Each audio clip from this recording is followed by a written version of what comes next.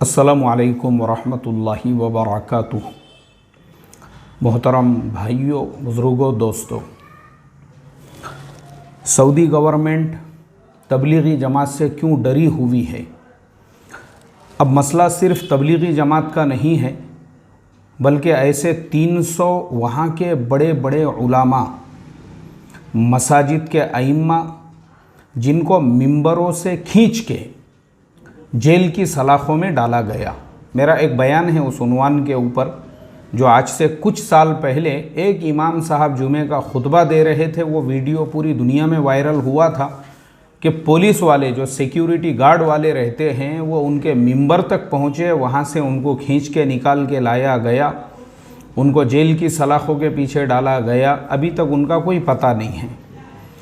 Saudi government को क्यों डर है उन लोगों से जो कुरान और सुन्नत पे चलने वाले हैं, या उन लोगों से जो अल्लाह के नबी सल्लल्लाहु अलैहि वसल्लम की सीरत के रास्ते पे चलना चाहते हैं। और मॉडर्न तो वो भी चाहते हैं कि भाई मॉडर्न, जो आज का जो मॉडर्नाइजेशन है, बिल्कुल शरीयत ने, इस्लाम ने आपको मॉडर्न बनने से कभी भी मना नहीं किया। मॉडर्न बनने का मतलब क्या है? मॉडर्न बनना यानी आपके पास में भी जो है हाईटेक मोबाइल फ़ोन हो, आप भी आईफोन 11 इस्तेमाल कर रहे हो, आईफोन 12 आया वो ले लिए, 13 आया वो ले लिए। इस्लाम में कहीं मना नहीं है। मॉडर्न किसे कहते हैं? सादा लैपटॉप है आपके पास में, आपने जो है एप्पल का जो लैपटॉप आता है वो इस्तेमाल कर रहे हैं आप, बिल्कुल शरीयत में मना नहीं है। पहले ज़माने में जो है इस तरह के स्पीकर होते थे बड़े बड़े, अब ये मॉडर्न स्पीकर आ गए ब्लूटूथ से चलने वाले, आपने ये इस्तेमाल करना शुरू किए। इस्लाम ने मॉडर्न बनने से मना नहीं किया। ये सारी मॉडर्नाइजेशन की चीज़ें आप इस्तेमाल करते हैं। पहले ज़माने में जो माउस आता था वो वायर वाला आता था, आज वायरलेस माउस आप इस्तेमाल कर रहे हो।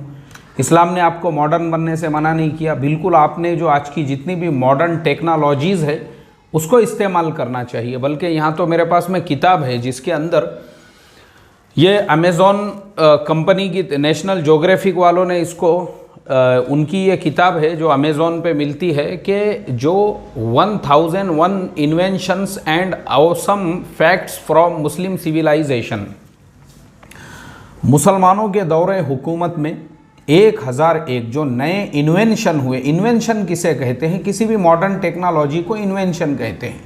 नई चीज़ मार्केट में आ गई, लेटेस्ट, इसे ही जो है मॉडर्नाइजेशन कहते हैं। तो इस्लाम में ये कभी भी मना नहीं है, कहीं पे भी मना नहीं है। जो मॉडर्न टेक्नोलॉजी, अब जैसे ये चश्मे का इस्तेमाल करना भी है, पहले ज़माने में चश्मे नहीं थे, लेकिन आप जो है अपने आँखों की हिफाजत के लिए, अपनी आँखों की रोशनी के लिए अच्छे से अच्छे क्वालिटी का चश्मा इस्तेमाल करो। इस्लाम ने आपको मना नहीं किया। अभी जैसे ये चेयर है, ये जो चेयर है जो ऑर्थोपेडिक्स होता है, उसकी सजेस्ट की हुई है कि आपको कैसी चेयर इस्तेमाल करना चाहिए, जिस पे बैठने की वजह से आपकी जो नी है और आपका की जो स्पाइन है और आपकी हिप है और आपकी जो पूरी बॉडी है और आपके जो यानी जो आपके बॉडी के जितने भी जो है जॉइंट्स है, उसके एतबार से आपके कुर्सी का, आपके जो चेयर का शेप कैसे होना चाहिए, ये इस्लाम में मना नहीं है कि आप उस टाइप की जो है एक मॉडर्न कुर्सी बनाओ जो आपकी सेहत के लिए मुफीद हो।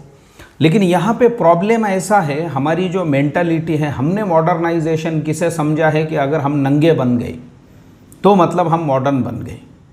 हमने जस्टिन बीबर का प्रोग्राम रख दिया, हमने सलमान खान को बुलाया, हमने अक्षय कुमार को बुलाया, और हमारी जो नौजवान नस्लें हैं उनको हमने बेपर्दा कर दिया। वो कुत्ते और सूअरों की तरह से मुंह काला कर रहे हैं। आज दुनिया ने इसको मॉडर्नाइजेशन समझा है, इसको लोगों ने आज़ादी समझी है। हालांकि ये आज़ादी नहीं है, ये जानवरपन है, ये हैवानियत है आपका मॉडर्नाइजेशन के नाम पे। आप इसे मॉडर्नाइजेशन अगर समझते हैं तो आपसे बड़ा बेवकूफ़ दुनिया के अंदर कोई भी नहीं है। इसलिए कि जिन मुल्कों ने इस टाइप का मॉडर्नाइजेशन इख्तियार किया था, वहाँ की नौजवान नस्लें सबसे ज़्यादा ख़ुदकुशी कर रही है।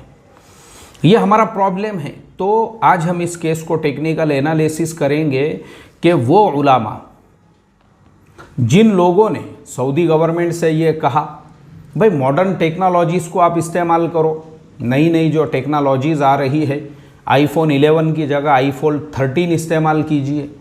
आप जो है ये जो लैपटॉप है सादा सिंपल, इसकी बजाय जो है आप एप्पल कंपनी का लैपटॉप इस्तेमाल कीजिए, आपको किसने मना किया है? अच्छे से अच्छी टेक्नोलॉजीज इस्तेमाल कीजिए, लेकिन ये जो आप दुनिया को बताने के लिए कि हम भी मॉडर्न बन गए, यानी जब तक आप अपना नंगापन गंदापन नहीं बताओगे तो दुनिया आपको मॉडर्न नहीं समझेंगी, ये तो इस्लाम के ख़िलाफ़ है। अब चूँकि अब मैं आपको बताता हूँ, उलामा में भी दो टाइप के लोग होते हैं, बयान करने वालों में भी। एक तो पेट भरू होते हैं, जिनका मकसद ही होता है एक कटोरा सालन और एक प्लेट बिरयानी, तो जिसने भी उनको दिया फिर उसके गलत धंधे रहेंगे तो भी वो उसको हलाल बताएंगे, जायज़ बताएंगे, कुत्ते के जैसा उसके आगे पीछे दुम हिलाते फिरेंगे। और ऐसे ही जो है, ये एक टाइप तो वो हो गया। लेकिन दूसरे होते हैं हक़ परस्त, और वो जो हक़ परस्त होते हैं उनको इसकी कोई परवाह नहीं होती है कि हमारे घर पे फाका हो, गवर्नमेंट ने हमको दी हुई कार वापस ले ले, हमारा बंगला वापस ले। लेकिन जो हक़ है वो हक़ है, और हक़ यही है कि आपको मॉडर्न बनना है, आप मॉडर्न बनो। लेकिन जो मॉडर्नाइजेशन के नाम पे आप नंगापन कर रहे हो, जो आप थिएटर्स वहाँ पे खोलने का जो प्लान बना रहे हो, और जिस तरह से आप जो है जिद्दा की जो बीचेस है उसको भी बैंकॉक की और पटाया की बीचेस की तरह से जो है बनाना चाहते हो, ये हम नहीं बनने देंगे।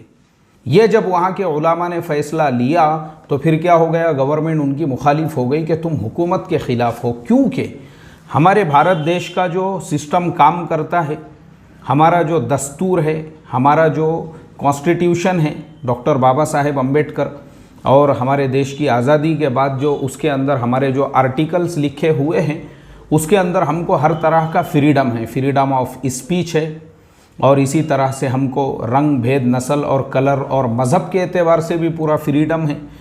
हर एतबार से आपको फ्रीडम है। यहाँ तक कि आप गवर्नमेंट की जो पॉलिसीज़ है, अभी जैसे हमने देखा है कि किसान आंदोलन हुआ, क्यों हुआ? गवर्नमेंट ने एक बिल जो है ऑलरेडी पार्लियामेंट में पास कर दिया था उसके ख़िलाफ़ में कि भाई तुमने जो बिल पास किए, हालांकि वो बिल अक्सरियत से पास हुआ, लोकसभा में भी पास हुआ, राज्यसभा में भी पास हुआ, देश के जो राष्ट्रपति है उन्होंने उस पर सिग्नेचर भी कर दिए, मतलब वो एक कानून बन गया। फिर भी उसके ख़िलाफ़ में जो किसान आंदोलन है उन्होंने कहा कि नहीं भाई, हम ये चीज़, हम जो है देश के प्राइम मिनिस्टर, देश के लोकसभा, राज्यसभा और देश के राष्ट्रपति से मान्यता प्राप्त जो कानून बना है उसको भी मानने को तैयार नहीं है, वो तुमको वापस लेना पड़ेगा। और फिर क्या हुआ, पूरी दुनिया ने देखा कि 1 साल गुजरने के बाद मुल्क के जो प्रधानमंत्री है उनको उसे वापस लेना पड़ा। और सिर्फ वापस नहीं लिया गया, बल्कि उसको बाज़ाब्ता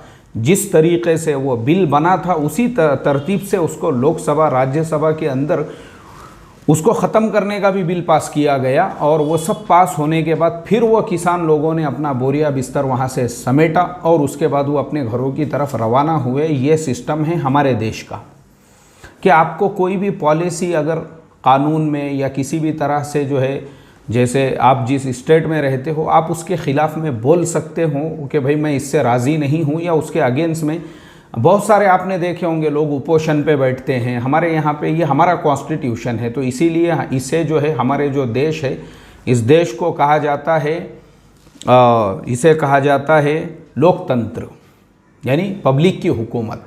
अब सऊदी में वैसा नहीं है, वहाँ पे निज़ाम ऐसा है कि गवर्नमेंट ने जो पॉलिसी लेकर आ गए तो आपको बैल की तरह से, बैल बनकर, जी, बहुत बहुत अच्छा किया आपने, सलमान खान को लेकर आए।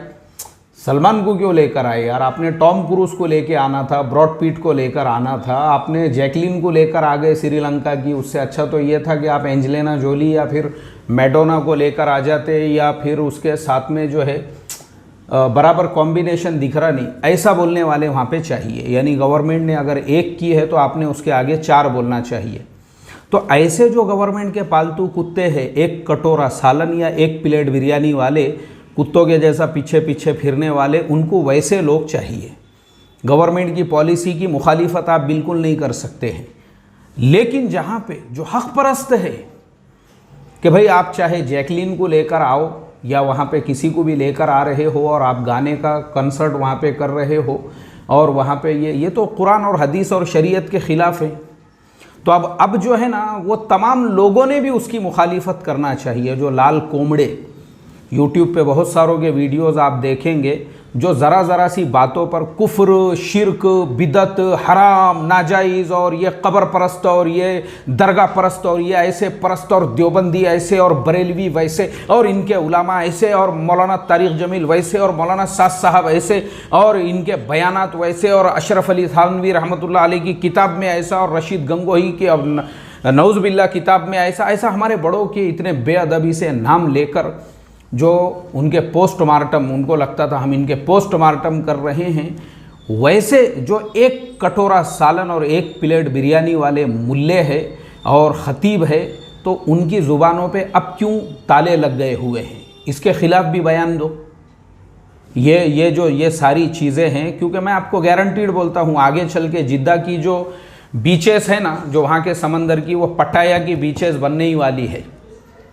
पट्टाया जो है ना थाईलैंड के अंदर, थाईलैंड की जो बीचेस है, फुकेट है, फीफी आइलैंड है और वहाँ की जो बीचेस है, जिन बीचेस के ऊपर बरहना औरतें और मर्द जो है अंग्रेज़ लोग वहाँ पे घूमते हैं, ये हाल जिद्दा की बीचेस का होने वाला है आगे चल के, मेरी बात याद रखना आपने। तो ये जो हक़ परस्त तो होंगे, जिनको अगर इस तरह का जो है वो अगर लगता है कि भाई ये शरीयत के, कुरान के, हदीस के ख़िलाफ़ है, उन्होंने उनके ख़िलाफ़ भी बोलना चाहिए। जैसे आपके मुंह खुल जाते हैं, जैसे कब्र परस्ती पे बोलने के लिए मुंह खुलता है आपका, दरगाह परस्ती पे बोलने के लिए मुंह खुलता है, ईद मिलाद के ख़िलाफ़ बोलने के लिए मुंह खुल जाता है, हज़रत थानवी के ख़िलाफ़ बोलने के लिए मुंह खुल जाता है, शेख ज़करिया ने फ़ज़ाइल अमाल में मन घड़त वाक़यात लिखे उस वक्त मुंह खुलता है, अब्दुल रशीद गंगोही और उनके ख़िलाफ़ में बोलने के लिए मुंह खुलता है, और देवबंद के ख़िलाफ़ और बरेलवी के ख़िलाफ़ बोलने के लिए मुंह खुलता है। तुमको यहाँ सब कुफ्र और शिरक और बिदत नज़र आता है, तो तुम सच्चे पक्के अगर मुसलमान की औलाद होंगे तो तुम अभी भी बोलोगे। तुमने इसके ऊपर भी बोलना चाहिए कि ये भी कुफ्र है, ये भी शिरक है, ये भी जो है कुरान और हदीस के ख़िलाफ़ है। और अगर तुम नहीं बोलते हो तो मैं यही समझूंगा कि तुम पालतू कुत्ते हो। तुम्हारी औकात और हैसियत एक कटोरा सालन और एक प्लेट बिरयानी की है। जब तक तुम्हारे सामने हड्डी पड़ते रहेंगी और तुमको कटोरा भर सालन और प्लेट भर बिरयानी मिलती रहेगी, तुम नहीं बोलते रहोगे, क्योंकि तुमको पाल रहा है मोहम्मद बिन सलमान, उसी के टुकड़ों पे पल रहे हो तुम, इसीलिए जो है कुत्ते बन के तुम हिला रहे हो। बोलो, तुम वाकई में भी हक परस्त हो। तो जिन्होंने ये बोला है, जैसे मैंने अभी आपको बताया कि वो जो 300 से ज़्यादा उलामा हैं, उन्होंने बोले क्योंकि उनके अंदर का जो ईमान था, वो जो चिंगारी थी ईमान की, उसने उनको बैठने नहीं दिया। उसने कहा कि नहीं, हमारे लिए कुरान और हदीस पहले नंबर पे। ऐसे मोहम्मद बिन सलमान 50 आएंगे और जाएंगे, क्योंकि उसकी पूरी तालीम तरबियत अमेरिका में हुई है।